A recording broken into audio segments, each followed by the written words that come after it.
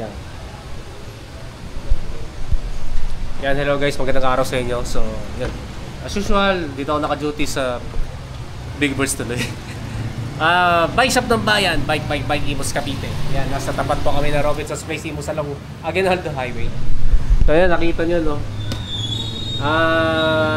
Nung nagbabike ako sa permo ko sa recently, eh, parang nabibigatan na ako. Yung pala, maganit na pala yung nung iniikot ko kagabi, maganit na yung ikot ng bottom bracket. Yan, kaya ito yung dinala ko, hindi fat bike at hindi ako nakapag-ensayo. Yan, dito ko ipapaservice yung aking bottom bracket. Yan. Siyempre, ito yung magiging mekaniko. Siya lang naman ang mekaniko dito. Anong ginagawa mo dyan? Yan. Si Dr. Gilo na namanas na. Yan, tira mo yung ano. Nakita ko yung picture niya dati nung ensayado pa ngayon. Chiki-chiki na. Naging chubby-chubby na. Sa mga magtatanong, yan, buhay pa ang aking Fog No Ghost na crankset. Tapos ito yung pinakamalaking issue dati, itong crank bolt. So far okay pa naman.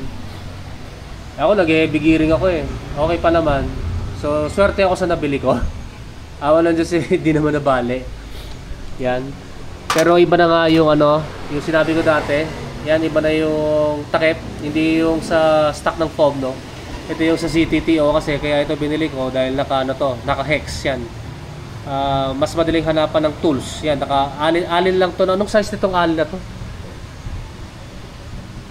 Ano yan? Utsu. Yan, size 8, no. Na alin rin, hindi katulad dati na halos wala kasing mahanap na yung parang star na takip nito dati. At least ito, madali lang. Yan. Pwede kong i-troubleshoot sa bahay kung sakaling wala ako dito sa bike shop, no. Ayan. So, tingnan natin yung itsura ng Jello, ano yung itsura ng bottom bracket? Ayan, as usual, serviceable dapat yung mga bearing natin, mga bossing. Hindi yung kapag bumili kayo, aspak, gamit-gamit lang. Siyempre, kailangan nyo din ng service para mas tumagal ang bearing. Yun nga, no. Speaking of kailangan pa service kahit na hindi masyado na ulanan kasi since na may bike, akala ko tatagal. Kailan ka ito pinili? Nung yata ito, di ba? Last year pa yan. Last year nung bumili ka ng crank. siguro mga September, October. Pero hindi naman ito na ulanan eh. Kasi laro na nung may fat bike ako. Pero kahit ganun, yan, kailangan ng service kasi nga, nung inikot ko, maganit na. So ito yung itsura ng yan. Ito yung tinanggal sa akin. Ito kasi, ito yung Shimano BB, Shimano BB M5, M50, MT501 ba yun? Yan, sira na kasi yung dati pa yung BB52. Ito yung MT501. Yan, nakita natin na yan, natatanggal yung seal bearing yan. Then ipapa-repack na natin yan kay Dr. Jello. So ito yung itsura ng ng bottom bracket. Hintayin niyo yung after nito. Ayan na guys, no. Malinis na yung bottom bracket na MT501 na Shimano. Yan, ito yung bearings. Hawa ko madulas na. Tapos linis na yung yung spindle. Ito di pa eh. Sunod na lang yan. Pero ito kasi pinaka-importante itong bottom bracket. Kapakabit na natin. Meron itinipid. Ayan, nilalagay niya ng grasa. Pero ito raw ay hindi ordinaryong grasa na nilalagay sa bottom bracket na seal bearing.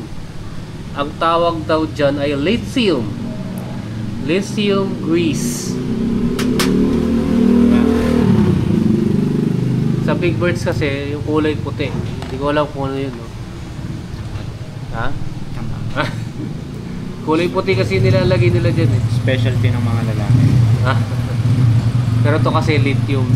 Akala ko yung battery lang yung may lithium. Pati pala grease, may lithium din. Ano yan? Konti lang ba nilagay mo? Parang wala kang nilagay dito sa mismong bearing doon lang sa kabila. Bakit yun? Watch and learn. Wash and learn? Bakit? Watch and learn. Wash and learn? Wash and learn. Diyan nilalagay. Wash and learn, wash me nini. Ayan, may tool siya.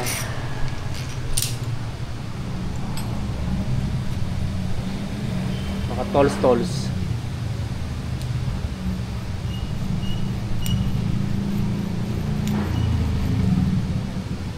Yan, sa mga gusto magpa-service ng bottom bracket, yung mga seal bearing dyan, yan yung ginagawa niya. Pinipress. Bali, pag walang camera, pukpok kami dito. Pag hindi binabantayan ng customer. Sabay ganun din. Sa iba kasi sa ibang shop kasi pinopokpok. Hindi, ganun din dito. Uy. No, pag di ka nakabantay. No, talikod ka. May maririnig kang pukpok. Lang yan. Yan, ginagamitan ng specific tool pang press. Papasikat lang ako sa camera. Na ganito yung Ano yan? Tawag yun? Sarcasm ba yan? Ganito kami pagka may video. Yan, sarcasm. Ginagamit yung special tool. Pero pagka kunwari pupunta kayo, lang tayo, pukpok lang.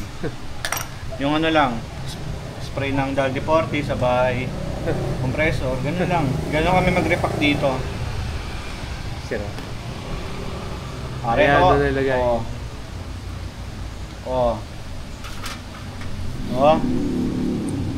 Ayun yung dual double seal. Ikutin mo nga ni ng magisting. Kung may pasok. Yan lang. Iba pa yan pag nakakabit sa bike kasi tension natin yung higpit ng spindle. Mga bossing, pagka seal bearing, hindi naman kailangan, porket seal bearing, hindi kailangan ng sobrang sikip, no? Kasi pwedeng pumutok yung shell nun. Dapat saktuan lang, walang kulog, hindi maganit, saktuan lang. Section. Yan, doon sa kabila naman. Yung tools natin dito, mumurahin lang, Superb. Superb. Akala ko dati Superb Superb? Ano ka, Bisaya? Hindi. Ano ko ba? Superb, yan? English term yan. Superb. Naririnig ko yan sa commentator ng Formula 1 Superb. Yung pala Super B. Pagkaiwala yung Super tsaka B. Ayan na.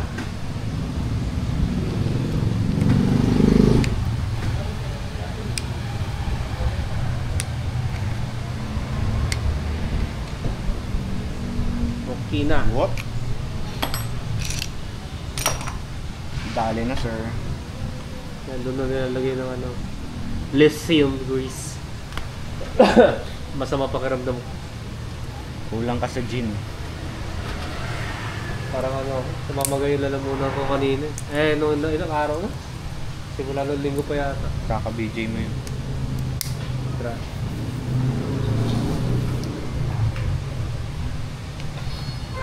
Ibabalik na dun sa bottom bracket shield.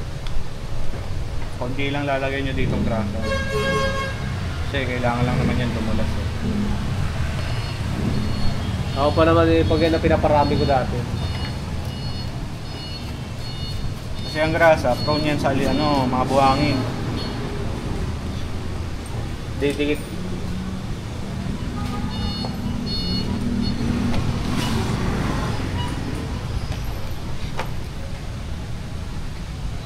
Bali, dati pinakita ko na pala dati, Papakita ko ulit yan, tatlong spacer yan sa drive side dahil nga dito, ito sa direct mount na Goldix na 4080 na chainring 1 by.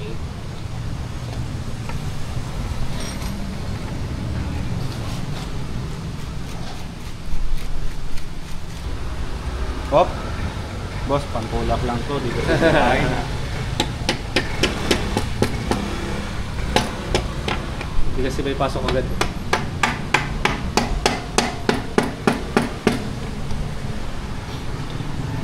Punasan natin, may camera Pag walang camera, di namin to pinapunasan. Pasok agad.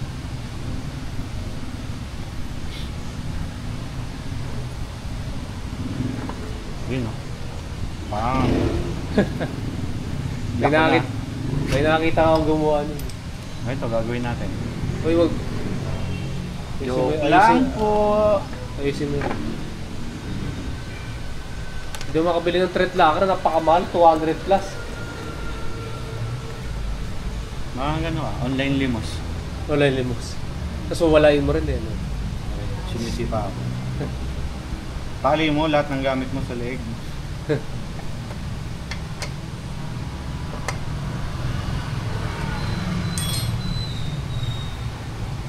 Ako.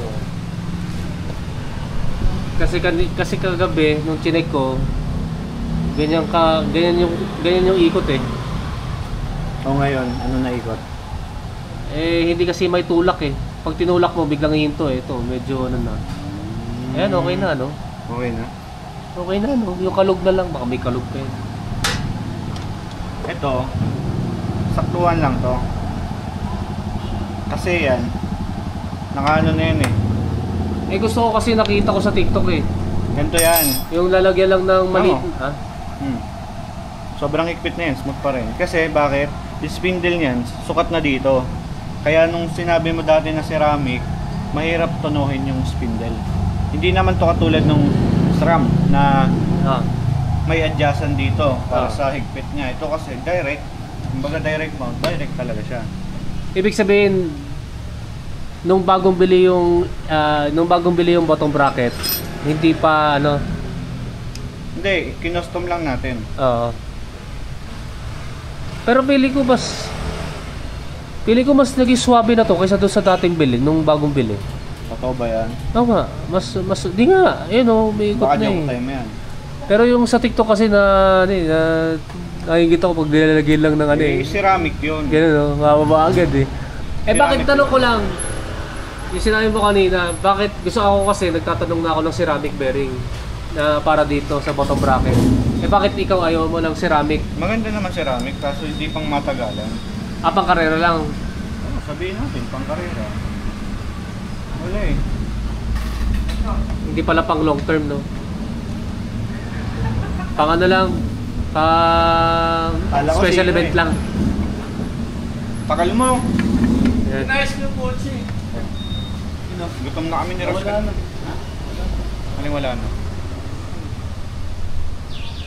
Ayan, nilalak na. Kumain na lang kami ni Ross, yung tagal mo eh. Nilibo ito. Ayan, mas ano na. Dali! Hindi lang. Suwabe na, malambot na. 350. Ayan na. Ano sabi mo? Ganda na yan. 350 yan ha? 350. Hindi nga, magkano nga ang ano? Hindi, pag tropa, 350. Pag ibang tao, 500. 500 ka dyan. Kupal. Hindi nga, magkano nga? Boss mobs pa ba? Libre na yan. Basta Hindi. ugas lang ng Sa mga gusto magpa-service. sa bottom bracket, 150 to 250 lang singilan dyan. Depende sa klase. Depende sa klase pala yan. Oh, yan, 150 to 250. Depende sa klase ng bottom bracket, no? Yan, so yun yan, ano na. Servicean na. Yan, no? Di ako makapag-bike check. Di ako makapag-bike check kasi stress ako sa trabaho. Stress kasi ako eh. Tsaka ano, ito kasi papalit ako ng saddle. Kasi habang, ito. Saan na lang?